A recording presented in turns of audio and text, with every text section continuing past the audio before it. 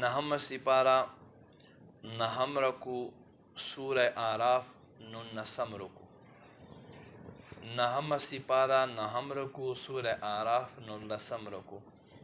بسم اللہ الرحمن الرحیم ان الذین اتخذوا العجل بے شک آغا خلق چاچا سخیونی سلو سینالوهم غضب من ربهم وذلہ زردی چھ دوی باندے دوی تراور سی درب غضب او ذلت فی الحیات الدنیا دنیا پجند کے وکذالک او دکشا نجزی المفترین مونگا بہتان تڑن کو تا بدل ورکو والذین خلق عملوا السیئات چھ عملون ایزا بدکڑو کڑ ثم تابو من بعدها بیا دین رست توبہ وباسل و آمنو او ایمان راوڑلو ان ربک بے شک رب دستا من بعدها دین رست لغفور الرحیم ضرور رحم کون کے مہربان دے ولما سکت عن موسیٰ الغضب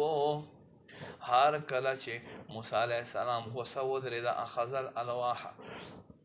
دے تورات تختے اچت اکڑے وفی نسختها او دے تورات پر تحریرونو کی ہدن ہدایت و رحمت و رحمت للذین او خلق لرهم لربهم یرہبون کم خلق چخپل رب نیاریگی واختار موسیٰ قومه 70 رجلا لمیقاتنا موسیٰ لخپل قوم نا اویا سڑی زمونگا وعدے دے پارا خوخکل فلما اخذتهم الرجفتو ہر کلچ دا آویا وارا زلزلیونی سل قال ربی لو شئت اہلکتهم من قبلو موسیٰ علیہ السلام عرض کو اے رب زما کتا خوخوی دینا مخی بتا دی قتل کریو و ایایا او خاص کر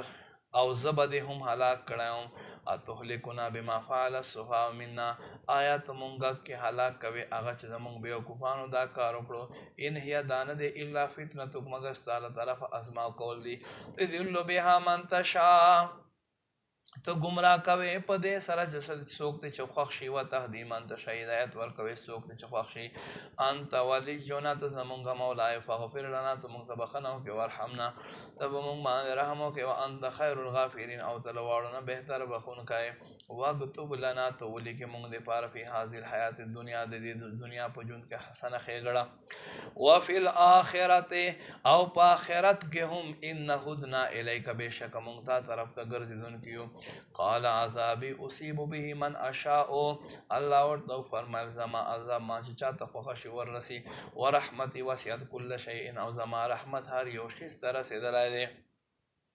فَسَأَكْتُبُهَا لِلَّذِينَ يَتَّقُونَ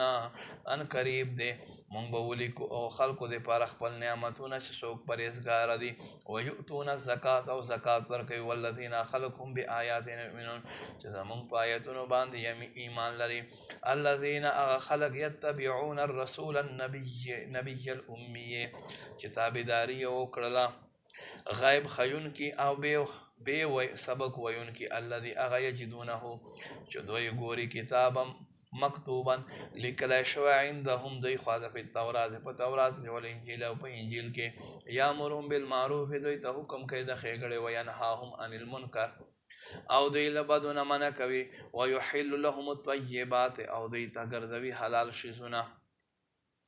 دوی دے پارا پاک شزونا حلال گرزوی ویحرم علیہم الخبائث او حرام گرزوی گند شزونا پا دوی باندے ویدو انہم اثرهم او دوی نا دا دوی بوجھ لرے کوي والاغلال اللتی کانت علیہم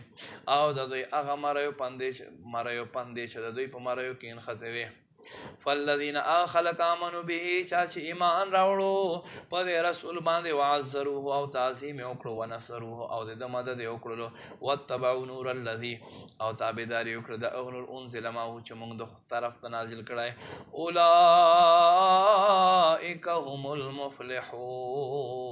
دکا خلق با مراد شو